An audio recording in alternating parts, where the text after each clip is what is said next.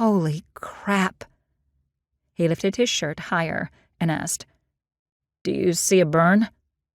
That was as good of an excuse as any that I could come up with for my reaction to his ripped body.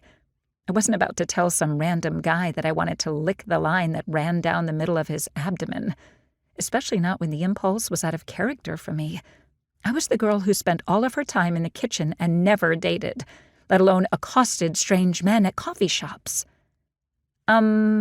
Maybe not. Sorry, I thought I did for a second, but it must have been a trick of the light or something. See? No harm, no foul. He let the hem of his shirt fall back into place and then glanced down at the brown splotches covering the front of his big body. Well, nothing permanent anyway. The clothes can easily be cleaned, but a burn might have made me questionable for Sunday's game. Sunday's game? I echoed. My confusion made him smile for some odd reason, and he nodded. Yeah, I'm a wide receiver for the Nighthawks.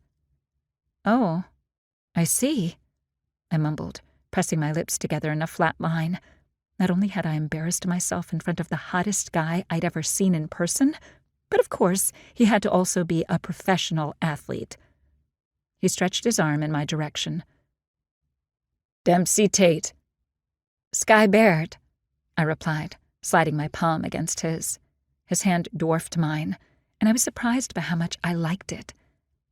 About your clothes and cleaning them. I'll pay for that since it was totally my fault they're covered in coffee, and if you have time to wait for another, I'll get you a replacement drink. I'm so sorry that I wasn't looking where I was going. Stopping in for a coffee instead of making a cup at home had already strained my meager budget, so offering to pay for his dry cleaning and a drink to replace the one I'd made him spill was going to hurt. But it was the right thing to do, even though I wanted to cry over the fact that I'd only gotten one sip of my delicious indulgence before it landed on him and the sidewalk. He shook his head. That's not necessary.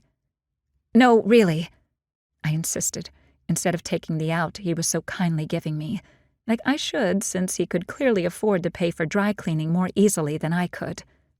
It's only fair since I'm the one who caused this mess.